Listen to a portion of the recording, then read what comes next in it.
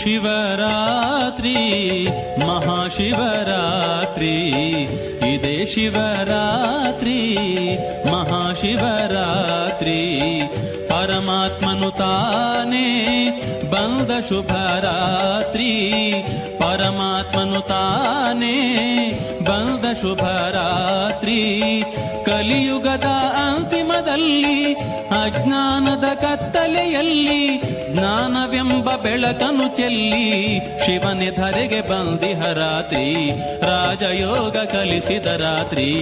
ಇದೇ ಶಿವರಾತ್ರಿ ಮಹಾಶಿವರಾತ್ರಿ, ಇದೇ ಶಿವರಾತ್ರಿ ಮಹಾಶಿವರಾತ್ರಿ.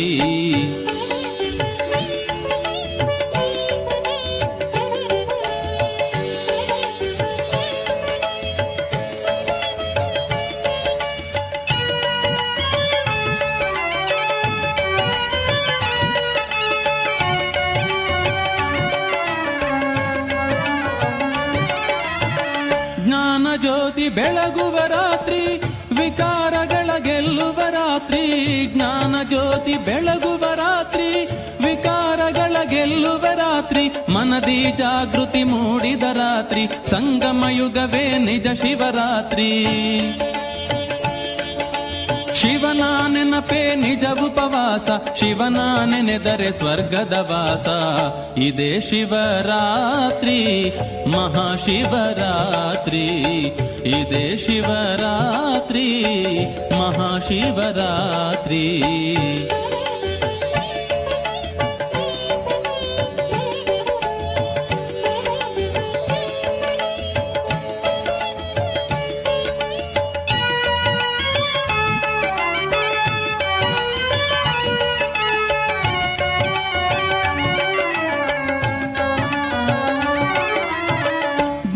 ಗಂಗೆ ಭೋರ್ಗರೆಯುತ್ತಿದೆ, ಆತ್ಮಗಳನ್ನು ತಾತಣಿಸುತ್ತಿದೆ.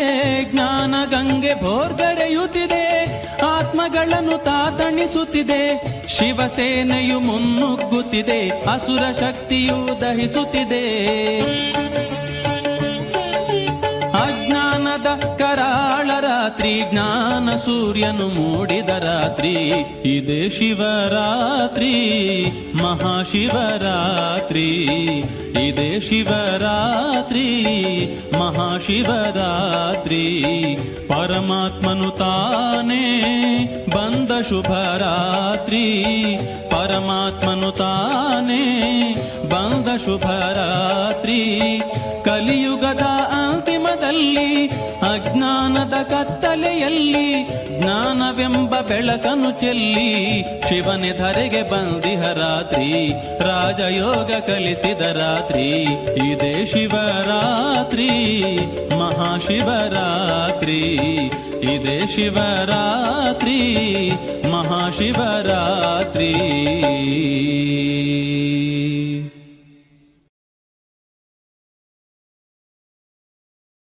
ಓಂ ಶಾಂತಿ. ಇಂದಿನ ದಿನಾಂಕ 28/7/2026. ಪ್ರಾರ್ಥ ಮುರುಳಿ ಬಾಪ್ ದಾದಾ ಮಧುಬನ. ಮಧುರ ಮಕ್ಕಳೇ, ಹಾಳಾಗಿರುವವರನ್ನು ಸುಧಾರಣೆ ಮಾಡುವವರು ಅರ್ಥಾತ್ ಅದೃಷ್ಟವನ್ನು ರೂಪಿಸುವವರು ಒಬ್ಬ ತಂದೆಯಾಗಿದ್ದಾರೆ. ಯಾರು ನಿಮಗೆ ಜ್ಞಾನವನ್ನು ಕೊಟ್ಟು ಅದೃಷ್ಟವನ್ನು ರೂಪಿಸುತ್ತಾರೆ? ಪ್ರಶ್ನೆ: ತಾವು ಮಕ್ಕಳ ಆತ್ಮಿಕ ಬಟ್ಟಿಯ ಒಂದು ಕಾಯಿದೆ ಯಾವುದಾಗಿದೆ? ಉತ್ತರ: ಆತ್ಮಿಕ ಬಟ್ಟಿಯಲ್ಲಿ ಅರ್ಥಾತ್ ನೆನಪಿನ ಯಾತ್ರೆಯಲ್ಲಿ ಕುಳಿತುಕೊಳ್ಳುವವರು ಎಂದು ಅಲ್ಲಿ ಇಲ್ಲಿನ ಯೋಚನೆ ನಡೆಸಬಾರದು.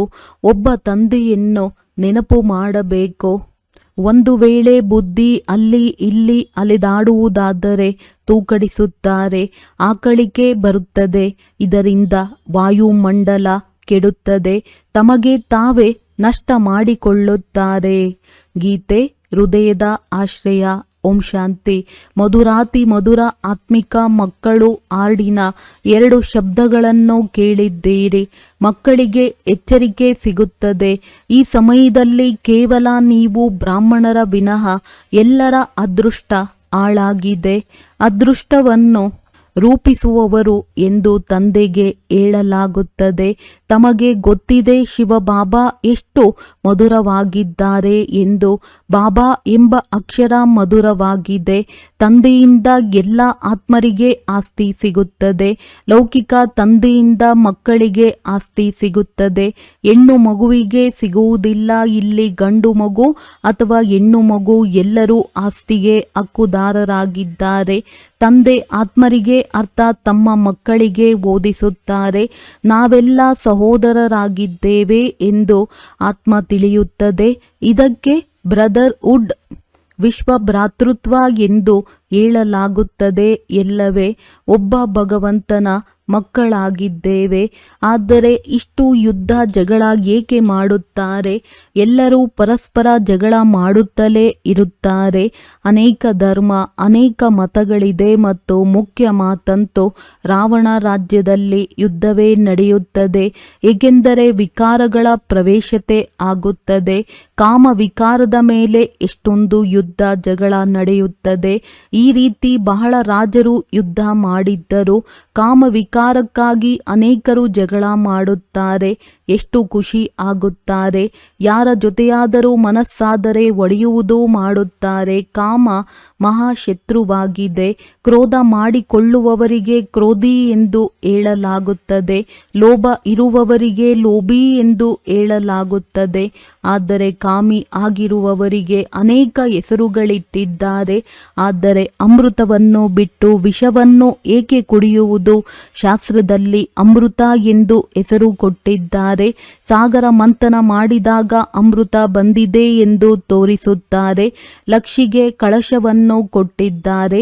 ಎಷ್ಟು ಕಥೆಗಳಿವೆ. ಇದರಲ್ಲೂ ಸರ್ವವ್ಯಾಪಿಯ ಮಾತು ದೊಡ್ಡದಾಗಿದೆ. ಗೀತೆಯ ಭಗವಂತ ಯಾರಾಗಿದ್ದಾರೆ ಮತ್ತು ಪತಿತ ಪಾವನ ಯಾರಾಗಿದ್ದಾರೆ? ಪ್ರದರ್ಶನಿಯಲ್ಲಿ ಮುಖ್ಯವಾಗಿ ಈ ಚಿತ್ರಗಳ ಮೇಲೆ ತಿಳಿಸಲಾಗುತ್ತದೆ. ಪತಿತ ಪಾವನ ಜ್ಞಾನ ಸಾಗರ ಮತ್ತು ಅವರಿಂದ ಹೊರಟಿರುವ ಗಂಗೆಯರೋ ಅಥವಾ ನೀರಿನ ನದಿಗಳೋ ಅಥವಾ ಸಾಗರವೋ ಎಷ್ಟು ಒಳ್ಳೊಳ್ಳೆಯ ಮಾತುಗಳನ್ನು ತಿಳಿಸಲಾಗುತ್ತದೆ. ತಂದೆ ಕುಳಿತು ತಿಳಿಸುತ್ತಿದ್ದಾರೆ. ಮಧುರಾತಿ ಮಧುರ ಮಕ್ಕಳೇ, ನಿಮ್ಮನ್ನು ಯಾರು ಪಾವನ ಮಾಡಿದ್ದಾರೆ? ಹಾಳಾಗಿರುವವರನ್ನು ಸುಧಾರಣೆ ಮಾಡುವವರು ಯಾರು? ಪತಿತ ಪಾವನ ಯಾವಾಗ ಬರುತ್ತಾರೆ? ಈ ಆಟ ಹೇಗೆ ಮಾಡಲ್ಪಟ್ಟಿದೆ ಯಾರಿಗೂ ಗೊತ್ತಿಲ್ಲ. ತಂದೆಗೆ ಜ್ಞಾನ ಸಾಗರ, ಆನಂದ ಸಾಗರ, ಶಾಂತಿಯ ಸಾಗರ ಎಂದು ಹೇಳಲಾಗುತ್ತದೆ. ಹಾಳಾಗಿರುವವರನ್ನು ಸುಧಾರಣೆ ಮಾಡುವವರು ಒಬ್ಬರೇಯಾಗಿದ್ದಾರೆ ಎಂದು ಗಾಯನವೂ ಸಹ ಇದೆ. ರಾವಣನೇ ನಮ್ಮನ್ನು ಹಾಳು ಮಾಡುತ್ತಾನೆ ಎಂದಂತೂ ಅರ್ಥ ಆಗುತ್ತದೆ. ಇದು ಸೋಲು ಗೆಲುವಿನ ಆಟವಾಗಿದೆ. ರಾವಣನನ್ನು ಸಹ ನೀವು ತಿಳಿದುಕೊಂಡಿದ್ದೀರಿ. ಯಾರನ್ನು ವರ್ಷ ವರ್ಷ ಸುಡುತ್ತಾರೆ. ರಾವಣ ಭಾರತದ ಶತ್ರುವಾಗಿದ್ದಾನೆ.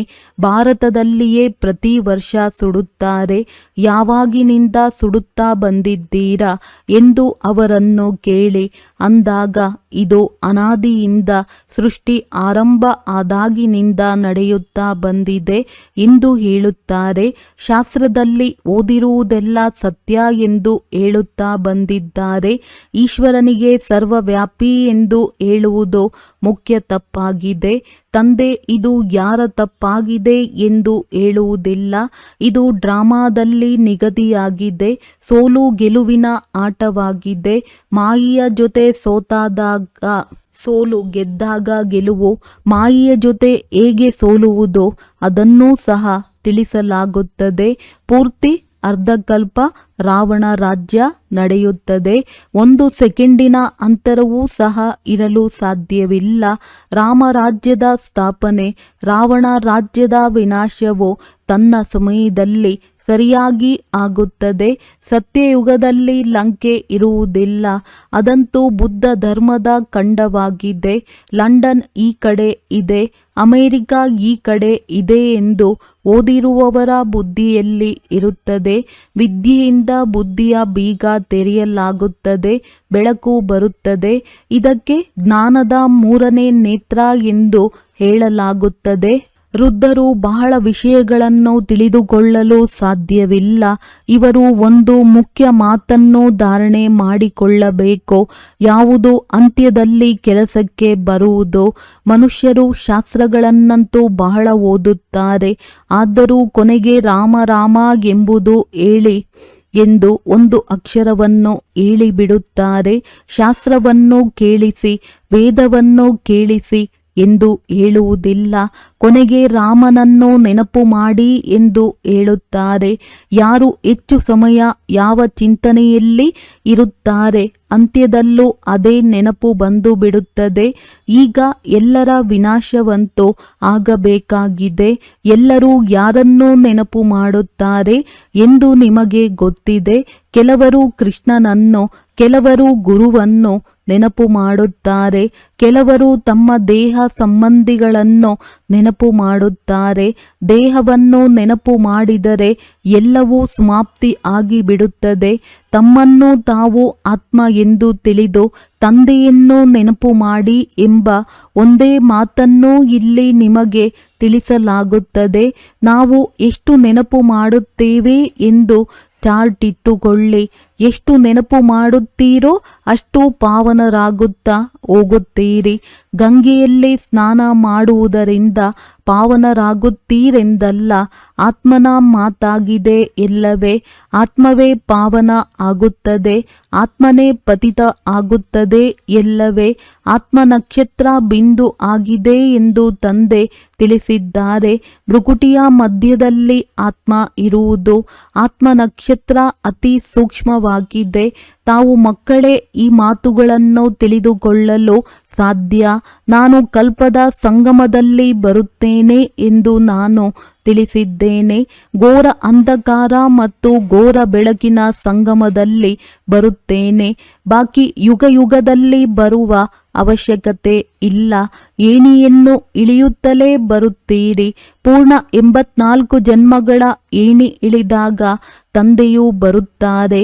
ಈ ಜ್ಞಾನ ಇಡೀ ಪ್ರಪಂಚಕ್ಕಾಗಿ ಇದೆ. ಇವರ ಎಲ್ಲ ಚಿತ್ರಗಳು ಕಲ್ಪನೆಯಾಗಿದೆ ಎಂದು ಸನ್ಯಾಸಿಗಳು ಹೇಳಿಬಿಡುತ್ತಾರೆ. ಆದರೆ ಕಲ್ಪನೆ ಮಾಡುವ ಮಾತೇ ಇದರಲ್ಲಿ ಇಲ್ಲ. ಇದು ಎಲ್ಲರಿಗೆ ತಿಳಿಸಲಾಗುತ್ತದೆ. ಇಲ್ಲವೆಂದರೆ ಹೇಗೆ ಗೊತ್ತಾಗುತ್ತದೆ? ಆದ್ದರಿಂದ ಈ ಚಿತ್ರಗಳನ್ನು ಮಾಡಲಾಗಿದೆ. ಈ ಪ್ರದರ್ಶನಿ ದೇಶ ವಿದೇಶದಲ್ಲಿ ಆಗುತ್ತಿರುತ್ತದೆ. ಬಹಳ ಭಾರತವಾಸಿ ಮಕ್ಕಳಿದ್ದಾರೆ ಎಂದು ತಂದೆಯು ತಿಳಿಸುತ್ತಾರೆ. ಎಲ್ಲರೂ ಮಕ್ಕಳಾಗಿದ್ದಾರಲ್ಲವೇ? ಇದು ಅನೇಕ ಧರ್ಮಗಳ ವೃಕ್ಷವಾಗಿದೆ. ಇವರೆಲ್ಲರೂ ಕಾಮಚಿತೆಯ ಮೇಲೆ ಕುಳಿತು ಸುಟ್ಟು ಸತ್ತು ಹೋಗಿದ್ದಾರೆ ಎಂದು ತಂದೆ ಕುಳಿತು ತಿಳಿಸುತ್ತಾರೆ. ಸತ್ಯಯುಗದಲ್ಲಿ ಯಾರು ಮೊಟ್ಟ ಮೊದಲು ಬರುತ್ತಾರೆ ಅವರೇ ಪುನಃ ಮೊಟ್ಟ ಮೊದಲು ದ್ವಾಪರದಿಂದ ಹಿಡಿದು ಕಾಮ ಅಗ್ನಿಯಲ್ಲಿ ಸುಟ್ಟು ಹೋಗುತ್ತಾರೆ. ಆದ್ದರಿಂದ ಕಪ್ಪಾಗಿ ಬಿಟ್ಟಿದ್ದಾರೆ. ಈಗ ಎಲ್ಲರ ಸದ್ಗತಿ ಆಗುವುದಿದೆ. ತಾವು ನಿಮಿತ್ತರಾಗಿದ್ದೀರಿ. ನಿಮ್ಮ ಹಿಂದೆ ಎಲ್ಲರ ಸದ್ಗತಿ ಆಗುವುದಿದೆ. ತಂದೆ ಎಷ್ಟು ಸಹಜ ರೀತಿ ತಿಳಿಸುತ್ತಾರೆ. ಕೇವಲ ತಂದೆಯನ್ನು ನೆನಪು ಮಾಡಿ ಎಂದು ಹೇಳುತ್ತಾರೆ. ಆತ್ಮವೇ ದುರ್ಗತಿಯನ್ನು ಪಡೆದುಕೊಂಡಿದೆ. ಆತ್ಮ ಪತಿತ ಆಗುವುದರಿಂದ ಶರೀರವೂ ಸಹ ಅದೇ ರೀತಿ ಸಿಗುತ್ತದೆ. ಆತ್ಮನನ್ನು ಪಾವನ ಮಾಡಿಕೊಳ್ಳುವ ಬಹಳ ಸಹಜ ಯುಕ್ತಿಯನ್ನು ತಂದೆ ತಿಳಿಸುತ್ತಾರೆ. ತ್ರಿಮೂರ್ತಿ ಚಿತ್ರದಲ್ಲಿ ಬ್ರಹ್ಮನ ಚಿತ್ರವನ್ನು ನೋಡಿ ಮನುಷ್ಯರು ಗೊಂದಲವಾಗುತ್ತಾರೆ. ಇವರಿಗೆ ಬ್ರಹ್ಮ ಎಂದು ಏಕೆ ಹೇಳುತ್ತೀರಿ? ಬ್ರಹ್ಮ ಅಂತೂ ಸೂಕ್ಷ್ಮವತನವಾಸಿ ದೇವತೆಯಾಗಿದ್ದಾರೆ. ಇಲ್ಲಿ ಎಲ್ಲಿಂದ ಬಂದಿದ್ದಾರೆ? ಈ ದಾದಾರವರಂತೂ ಪ್ರಸಿದ್ಧ ಆಗಿದ್ದರು. ಸಮಾಚಾರ ಪತ್ರದಲ್ಲಿ ಎಲ್ಲ ಕಡೆ ಹಾಕಿದ್ದರು. ಒಬ್ಬ ವಜ್ರದ ವ್ಯಾಪಾರಿ ನಾನು ಶ್ರೀಕೃಷ್ಣನಾಗಿದ್ದೇನೆ, ನಮಗೆ 16,108 ರಾಣಿಗಳು ಬೇಕು ಎಂದು ಹೇಳಿದ್ದರು. ಈ ರೀತಿ ಓಡಿಸಲು ದೊಡ್ಡದಾಗಿ ಸಮಾಚಾರ ಹರಡಿದೆ. ಈಗ ಒಬ್ಬೊಬ್ಬರಿಂದ ಯಾರು ತಲೆಗೆಡಿಸಿಕೊಳ್ಳುತ್ತಾರೆ? ಎಷ್ಟೊಂದು ಮನುಷ್ಯರಿದ್ದಾರೆ. ಅಬೂನಲ್ಲೂ ಸಹ ಯಾರಾದರೂ ಬರುತ್ತಾರೆಂದರೆ ಅವರಿಗೆ ತಕ್ಷಣ ಅರೆ ಬ್ರಹ್ಮಕುಮಾರಿಯರ ಹತ್ತಿರ ಹೋಗುತ್ತೀರಾ? ಅವರಂತೂ ಜಾದು ಮಾಡಿ ಬಿಡುತ್ತಾರೆ. ಸ್ತ್ರೀ ಪುರುಷರನ್ನು ಸಹೋದರ ಸಹೋದರಿಯರನ್ನಾಗಿ ಮಾಡಿಬಿಡುತ್ತಾರೆ. ದೊಡ್ಡ ದೊಡ್ಡ ಮಾತುಗಳನ್ನು ಹೇಳಿ ತಲೆಗೆಡಿಸುತ್ತಾರೆ. ತಾವು ನನಗೆ ಜ್ಞಾನಸಾಗರ ವರ್ಲ್ಡ್ ಆಲ್ಮೈಟಿ ಅಥಾರಿಟಿ ಎಂದು ಹೇಳುತ್ತೀರಿ ಎಂದು ತಂದೆ ತಿಳಿಸುತ್ತಾರೆ. ವರ್ಲ್ಡ್ ಆಲ್ಮೈಟಿ ಅಥಾರಿಟಿ ಎಂದರೆ ಸರ್ವಶಕ್ತಿವಂತ, ಎಲ್ಲ ವೇದ ಶಾಸ್ತ್ರಗಳು ತಿಳಿದಿರುವವರು. ದೊಡ್ಡ ವಿದ್ವಾನರಿಗೂ ಸಹ ಅಥಾರಿಟಿ ಎಂದು ಹೇಳಲಾಗುತ್ತದೆ, ಏಕೆಂದರೆ ಅವರೆಲ್ಲರೂ ವೇದ ಶಾಸ್ತ್ರ ಮುಂತಾದವುಗಳನ್ನು ಓದುತ್ತಾರೆ. ನಂತರ ಕಾಶಿಗೆ ಹೋಗಿ ಟೈಟಲ್ ತೆಗೆದುಕೊಂಡು ಬರುತ್ತಾರೆ. ಮಹೋಪಾಧ್ಯಾಯ, ಶ್ರೀ ಶ್ರೀ 108, ಸರಸ್ವತಿ ಎಂಬ ಎಲ್ಲ ಬಿರುದುಗಳು ಅಲ್ಲಿಯೇ ಸಿಗುತ್ತದೆ. ಯಾರು ಬಹಳ ಬುದ್ಧಿವಂತರಾಗಿರುತ್ತಾರೆ ಅವರಿಗೆ ಬಹಳ ದೊಡ್ಡ ಬಿರುದು ಸಿಗುತ್ತದೆ. ಶಾಸ್ತ್ರಗಳಲ್ಲಿ ಜನಕನ ಬಗ್ಗೆ ಬರೆದಿದ್ದಾರೆ. ಅವರು ಯಾರಾದರೂ ಸತ್ಯ ಬ್ರಹ್ಮಜ್ಞಾನಿ ನನಗೆ ತಿಳಿಸಲಿ ಎಂದು ಹೇಳಿದ್ದರು. ಈಗ ಬ್ರಹ್ಮಜ್ಞಾನಿಗಳಂತೂ ಇಲ್ಲವೇ ಇಲ್ಲ. ಇದೆಲ್ಲ ಇಲ್ಲಿನ ಮಾತುಗಳೇ. ದೊಡ್ಡ ಕತೆ ಮಾಡಿಬಿಟ್ಟಿದ್ದಾರೆ. ಶಂಕರ ಪಾರ್ವತಿಯರದ್ದು ಸಹ ಬರೆದಿರುವ ಕಥೆಯಾಗಿದೆ. ಎಷ್ಟು ಕತೆಗಳನ್ನು ಕುಳಿತು ಮಾಡಿದ್ದಾರೆ. ಶಂಕರ ಪಾರ್ವತಿಗೆ ಕತೆ ತಿಳಿಸಿದ್ದಾರೆ. ವಾಸ್ತವದಲ್ಲಿ ಶಿವ ಎಂದು ಇತ್ತು. ನಂತರ ಅವರು ಶಂಕರ ಪಾರ್ವತಿಯರ ಹೆಸರು ಕೊಟ್ಟು ಬಿಟ್ಟಿದ್ದಾರೆ. ಭಾಗವತ ಮುಂತಾದುವುದರಲ್ಲಿ ಈ ಸಮಯದ ಮಾತುಗಳಿವೆ. ಅವರಿಗೆ ಯೋಚನೆ ಬಂದಿತು, ರಾಜನಿಗೆ ಹೋಗಿ ಈ ಜ್ಞಾನವನ್ನು ತಿಳಿಸೋಣ ಎಂದು. ನಂತರ ಕಥೆಯಲ್ಲಿ ತಿಳಿಸುತ್ತಾರೆ. ತಂದೆಯೂ ತಿಳಿಸುತ್ತಾರೆ, ರಾಜರಿಗೆ ಹೋಗಿ ಜ್ಞಾನವನ್ನು ತಿಳಿಸಿ. ತಾವೇ ಸೂರ್ಯವಂಶಿ ಆಗಿದ್ದೀರಿ, ನಂತರ ಚಂದ್ರವಂಶಿ, ವೈಶ್ಯವಂಶಿ, ಶೂದ್ರವಂಶಿ ಆಗಿದ್ದೀರಿ. ನಮ್ಮ ರಾಜಧಾನಿಯೇ ಕಳೆದು ಹೋಗಿದೆ. ನಂತರ ಸೂರ್ಯವಂಶಿಯ ರಾಜಧಾನಿಯನ್ನು ತೆಗೆದುಕೊಳ್ಳಬೇಕೆಂದರೆ ಪುರುಷಾರ್ಥ ಮಾಡಿ ರಾಜಯೋಗ ಕಲಿಸುವ ತಂದೆ ಬಂದಿದ್ದಾರೆ. ಪುನಃ ಬಂದು ಬೇಹದ್ದಿನ ಸ್ವರಾಜ್ಯವನ್ನು ಪಡೆದುಕೊಳ್ಳಿ. ರಾಜರ ಬಳಿಯೂ ಬಹಳ ಪತ್ರಗಳು ಹೋಗುತ್ತದೆ, ಆದರೆ ಅವರಿಗೆ ಸಿಗುತ್ತದೇನೋ? ಅವರ ಪ್ರೈವೇಟ್ ಸೆಕ್ರೆಟರಿ ಪತ್ರಗಳನ್ನು ಕೊಡುತ್ತಾರೆ. ಇಷ್ಟೊಂದು ಪತ್ರಗಳನ್ನು ಎಸೆದು ಬಿಡುತ್ತಾರೆ.